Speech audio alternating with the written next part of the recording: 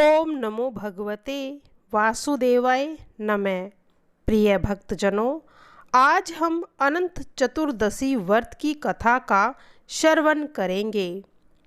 भाद्रपद मास की शुक्ल पक्ष की चतुर्दशी को यह व्रत रखा जाता है। मान्यता है कि इस व्रत को रखकर विधि विधान से भगवान हरि की पूजा करने से 14 वर्षों तक अनंत फल की प्राप्ति होती है। गणेश चतुर्थी के 10वें दिन यानी अनंत चतुर्दशी को गणपति विसर्जन भी होता है। महाभारत काल में पांडव भाइयों ने अनंत चतुर्दशी व्रत के प्रताप से अपना खोया हुआ राजपाट पुनः प्राप्त कर लिया था। अनंत चतुर्दशी की पौराणिक कथा, जिसे स्वयं भगवान श्री कृष्ण ने युधिष्ठिर को सुनाया था। अनंत देव की भगवान की जय।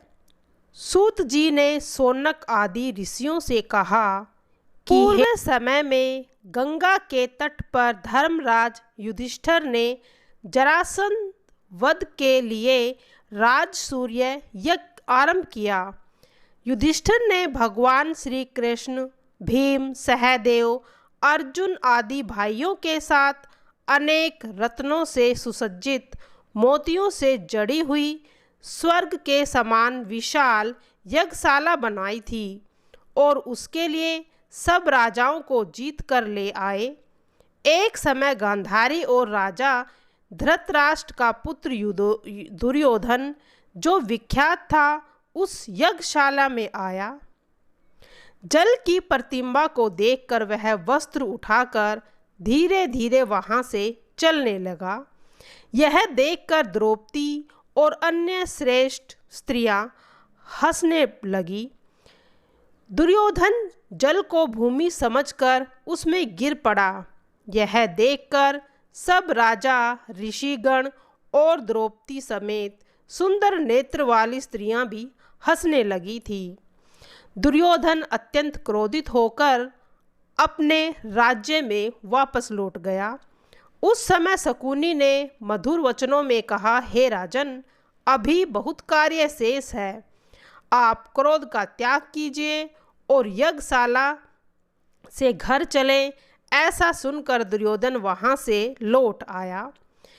दुर्योधन ने राजाओं के साथ मिलकर हस्तिनापुर जाकर पांडवों को बुलाया और जुए का खेल शुरू किया। इसके बाद युधिष्ठिर समेत पांडव महान विपत्ति में पड़ गए और उनका सब कुछ छीन लिया गया। वन में जाकर वनवासी का जीवन जीने लगे। पांडवों की यह दशा देखकर श्री कृष्ण जी वहां पहुँचे। सुत जी ने कहा, दुख से दुर्बल पांडवों ने श्री कृष्ण जी का पूजन किया और उन्हें प्रणाम कर कहा, हे प्रभु, भाइयों सहित हम इस दारुण दुख में फंसे हैं।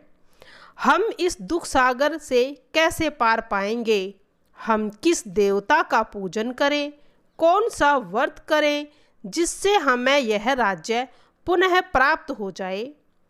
हमारा हित आपकी कृपा से ही संभव है। यह सुनकर श्री कृष्ण ने कहा, हे युधिष्ठिर, पुरुषों और स्त्रियों के सभी पापों को नष्ट करने वाला अत्यंत उत्तम अनंत व्रत है, जो भाद्रपद शुक्ल चतुर्दशी को किया जाता है। इस व्रत के अनुष्ठान मात्र से समस्त पापों का नाश हो जाता है। युधिष्ठिर ने पूछा, हे वासुदेव, आपने जिस अनंत व्रत का वर्णन किया वह शेष नाग का है या अनंत नामक नक्षत्र का अथवा अनंत पर ब्रह्म का है? श्री कृष्ण ने कहा, हे धर्मराज, अनंत हमारा ही नाम है।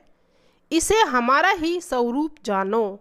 सूर्य आदि जितने देवता हैं, काल आदि जो कहे जाते हैं, सब हमें में ही समाहित है। कला, काष्ठा, मूरत, दिन रात, पक्ष, मास, ऋतु, वर्ष, युग और काल की व्यवस्था हम ही हैं। दानवों का नाश और साधु पुरुषों की रक्षा करना मेरा ध्येय है। हे युधिष्ठिर, 14 इंद्र, 8 वसु, 12 सूर्य, 11 रुद्र, 7 ऋषि, 7 समुद्र, 10 दिशाएं, 7 पाताल, भूव और 7 स्वर्ग, सब मैं ही हूँ, इसमें कोई संदेह नहीं है। वही अनंत हम हैं जिसका ध्यान योगी करते हैं। यह सुनकर युधिष्ठिर ने कहा, हे सर्वव्यापी भगवान, कृपया कर अनंत व्रत का महात्म्य, पूजा विधि आदि अनुष्ठान करने से क्या पुण्य मिलता है, यह सभी हमें बताइए। श्री कृष्ण ने कहा, सतयुग में सुमंतु नामक एक ब्राह्मण था। उसने वशिष्ठ गोत्र में उत्पन्न भृगु ऋषि की कन्या दीक्षा से विवाह किया। दीक्षा से अत्यंत सुशील कन्या उत्पन्न हुई, जिसका नाम शीला रखा गया। उसकी माता दीक्षा काल ज्वर से दुखी होकर नदी में कूदकर स्वर्ग सिधार गई। इसके पश्चात सुमंतु ने धर्म नामक कन्या से विवाह किया। वह स्त्री बहुत दुष्ट स्वभाव वाली, ककर्ष और प्रचंड थी, किंतु शीला अत्यंत सुशील और गृह कार्य में निपुण रही। वह आंगन, बाहर दरवाजे के ऊपर और देहली पर स्वास्तिक, शंख, कमल तथा नीले और सफ़ेद और काले रंगों के अनेक प्रकार के शुभ चिन्ह बनाकर सजाया करती थी। इसके अनंतर उस प्रकार कई दिन बीत गए और जब शीला कुमार अवस्था को प्राप्त हुई तो वह पिता के घर में सबके लिए मंगल देने वाली सिद्ध हुई। उसको देखकर पिता सोचने लगा कि मैं इस कन्या को पृथ्वी पर किस गुणवान वर को दूं। ऐसा विचार कर वह दुखी हो गया। उसी समय उत्तम वेदांग को जानने वाले कन्या नामक मुनि विवाह के लिए वहां आए। वे मुनि बोले, तुम्हारी गुणों से युक्त कन्या से मैं विवाह करना चाहता हूँ। यह सुनकर पिता ने शुभ दिन में ब्राह्मणों में इंद्र तुल्य कोडन मुनि को अपनी कन्या दे दी। श्री कृष्ण ने कहा, हे धर्मराज, सुमंतु ने वेद विधि से उसका विवाह कर दिया। विवाह के समय वहाँ स्त्रियां मंगल गीत गाने लगी, ब्राह्मणों ने स्वास्तिक वाचन किया और बंदी जनों ने जय घोष किया। इस प्रकार विवाह कर सुमंतु ब्राह्मण ने अपनी ककरसा स्त्री से कहा, दामाद के संतोष के लिए कुछ द्रव्य आदि दहेज में देना चाहिए। यह सुनकर वह ककर स्त्री क्रोध में भर गई और घर की शोभा बिगाड़ते हुए संपूर्ण द्रव्यों को एक पेटी में बंद कर दामाद से बोली, आप अपने घर जाइए, हमारे घर में कुछ भी द्रव्य नहीं है। यदि विश्वास न हो तो इसमें देख लीजिए। भगवान श्री कृष्ण ने युधिष्ठिर से कहा, हे पार्थ, यह सुनकर वे मुनि उदास हो गए। रास्ते में कन्या भोजन से बचे हुए अन्न को ही खर्च करती रही। कन्या ऋषि सुमंतु की कन्याशील का गाड़ी में बैठाकर स्नेहपूर्वक साथ ले जा रहे थे। चलते चलते पुण्यदायिनी यमुना आई तो उन्होंने रथ वहीं रोक दिया और शिष्यों को नियुक्त कर स्नान संध्या करने लगे। मध्याह्न के समय सब भोजन का समय आया तो शीला रथ से उतरी और उसने लाल वस्त्र धारण किए हुए स्त्रियों का एक समूह देखा। वे स्त्रियां चतुर्दशी के दिन श्री जनार्दन भगवान का पूजन कर रही थी। शीला उनके पास जाकर धीरे से पूछने लगी, तुम लोग यहाँ क्या कर रही हो? इस व्रत का क्या नाम है?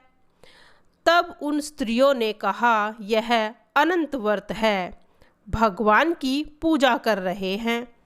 यह सुनकर शीला बोली, मैं भी यह उत्तम व्रत करना चाहती हूँ। कृपया बताइए, इस अनंत व्रत की विधि क्या है, इसमें क्या दान होता है और किस देवताओं की पूजा की जाती है। तब स्त्रियों ने कहा, हे शीले, उत्तम अन्न को एक प्रस्थ लेकर मालपुए आदि बनाओ, उसका आधा भाग ब्राह्मणों को दान करो और शेष स्वयं ग्रहण करो, यथाशक्ति दक्षिणा दो।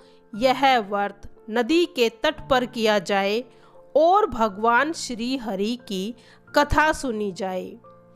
कुशा से शेष नाग का रूप बनाकर पात्र में रखो, फिर स्नान कराकर मंडप के भीतर भगवान का विधि पूर्वक पूजन करो।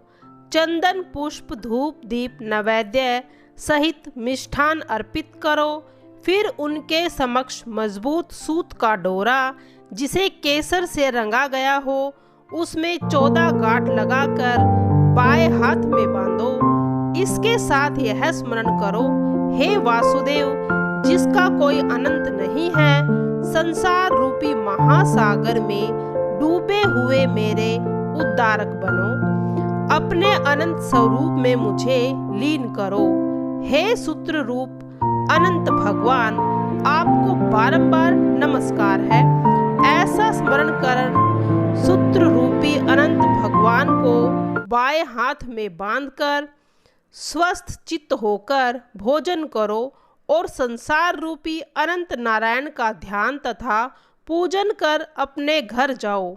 यह व्रत विधि विधान सुनकर भगवान श्री कृष्ण ने युधिष्ठिर से कहा, हे राजन, प्रसन्न मन से ऐसा व्रत करने पर शीला ने भी सुंदर डोरा अपने हाथ में बांधकर अनंत व्रत आरंभ कर दिया।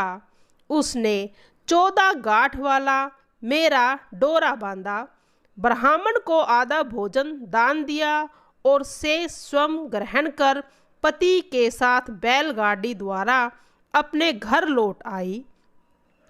तब से शुभ शकुन पर उसका विश्वास दृढ़ हो गया और अनंत व्रत करने से उसका घर गो धन धन धान्य आदि से परिपूर्ण हो गया।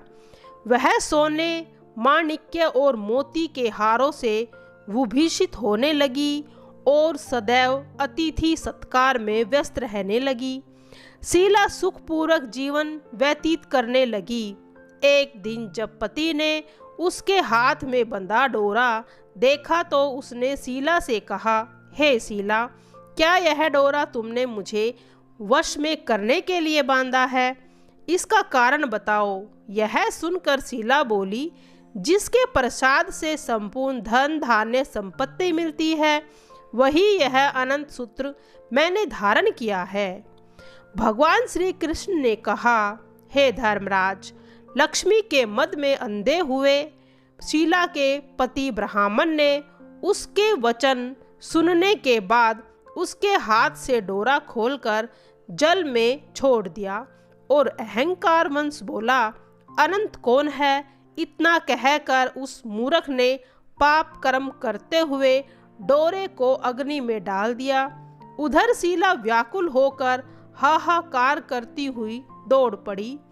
उसने डोरे को लेकर दूध में डाल दिया। इस पाप कर्म से उसकी वह लक्ष्मी नष्ट होने लगी। गौ आदि चोर ले गए, घर में आग लग गई और सब कुछ नष्ट हो गया।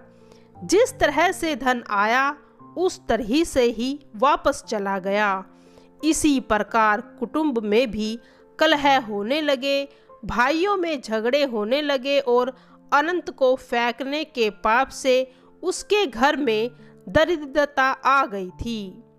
उसके साथ संसार में कोई बातचीत नहीं करता था। वह शरीर से अति संतप्त हो गया और मन से भी दुखी रहने लगा। बड़े भारी दुख को सहकर मुनि ने अपनी पत्नी शीला से कहा, हे शीला, एकाएक उत्पन्न शोक के कारण मैं दुखी हो गया हूँ। मेरा धन नष्ट हो गया है, सब जनों से कलह होता है और मुझसे कोई बात भी नहीं करता। शरीर में नित्य जवर आदि ताप रहते हैं और चित्त में बड़ा ही खेद होता है। इसका कारण क्या है? यदि तुम जानती हो तो बताओ। ऐसा कौन सा उपाय है जिससे मेरा भाग्य अच्छा हो जाए? ऐसा सुनकर शीला ने, जो आभूषण समान सुंदर स्वभाव वाली थी, पति से बोली, अनंत फेंकने से पाप कर्म हुआ है और उसी के कारण यह सब हो रहा है। हे महाभाग्य, उसके लिए उपाय करो तो फिर से सब ठीक हो जाएगा। ऐसा उसके कहने से ब्राह्मण मन से हरि भगवान की शरण में गया। उसके अनंतर वह मुनि वन में गए। वहाँ वे उत्तम ब्राह्मण वायु का भक्षण कर तप करने की इच्छा से उस परमेश्वर का ध्यान करते हुए सोचने लगे, जिसके प्रसाद से मुझे आदि धन मिला और जिसके अपमान करने से मैं निर्धन होकर कष्ट को प्राप्त हुआ हूँ, वही मुझे अतिशय दुख सुख देने वाला है। तब उन्होंने धनादेश से पूछा, क्या वही अनंत भगवान को देखा है? हे सौम्य, कहो, मेरे चित्त में अतिशय दुख है। यह सुनकर वह आम का वृक्ष बोला, हे ब्राह्मण, मैंने अनंत भगवान को नहीं देखा। यह सुनकर वह दुखी होकर चल दिया और सोचने लगा कि अनंत भगवान को कहाँ देखूं। वन में घूमते हुए उसने बछड़े सहित गौ को देखा, जो वन के मध्य में इधर उधर दौड़ रही थी। भगवान श्री कृष्ण ने कहा, हे पांडव, वह ब्राह्मण गौ से बोला, क्या तुमने अनंत भगवान को देखा है तो बताओ। इसके बाद गौ बोली, मैं अनंत भगवान को नहीं जानती हूँ। इसके बाद आगे जाकर घास में बैठे हुए वृषभ को देखकर पूछा, तुमने अनंत भगवान को देखा है? बैल बोला, मैंने अनंत भगवान को नहीं देखा। इसके बाद आगे जाकर उसने बड़ी सुंदरी दो पुष्पकर्णियों को देखा। उन दोनों का जल एक से दूसरे में और दूसरे से पहले में आता जाता था। अनेक प्रकार की कलोल करता हुआ और कमल, कलहार, कुमंदनी आदि के पत्तों से युक्त होकर वह शोभायमान था। भ्रमर, हंस, चकोर, बगुला आदि पक्षियों से सुशोभित उस वापी को देखकर ब्राह्मण ने उन दोनों पुष्पकर्णियों से पूछा, क्या तुमने अनंत भगवान को देखा है? तब दोनों बोली कि हमने तो अनंत भगवान को नहीं देखा।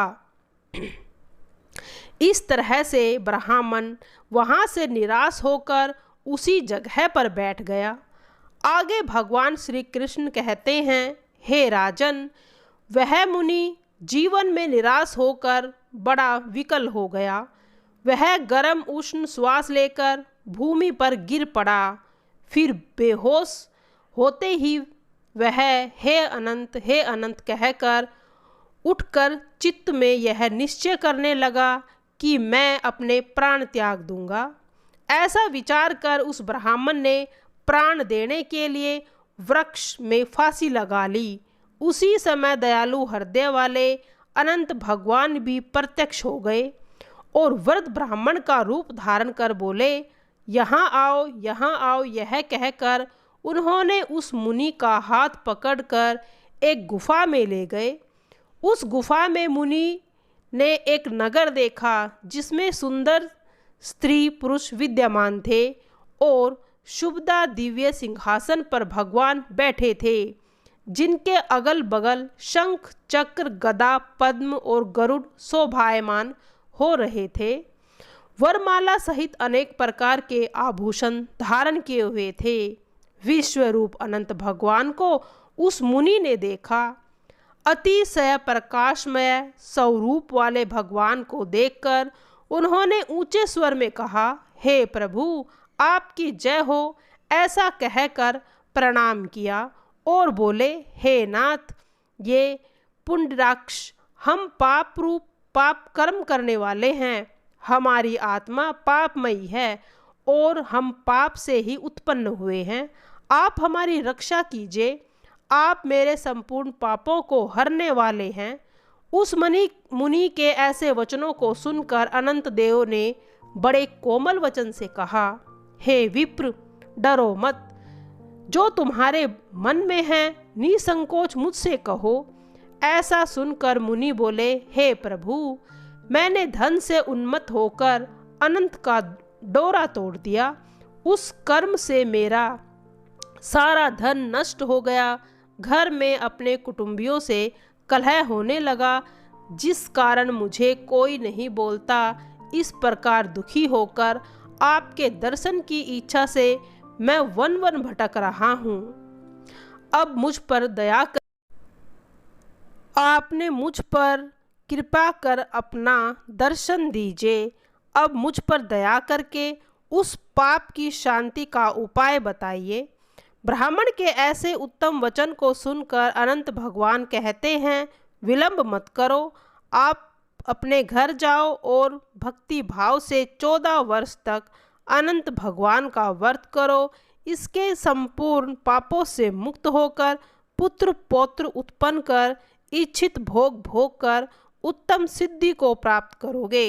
अंत में मेरा स्मरण करोगे तो तुम्हें बिना संदेह सब प्राप्त कर लोगे। हम संपूर्ण लोकों के कल्याण के लिए तुम्हें वरदान देते हैं। जो प्राणी अनंत चतुर्दशी का व्रत करके कथा को सुनेगा, वह शीघ्र ही समस्त पापों से छूटकर परम गति को प्राप्त होगा।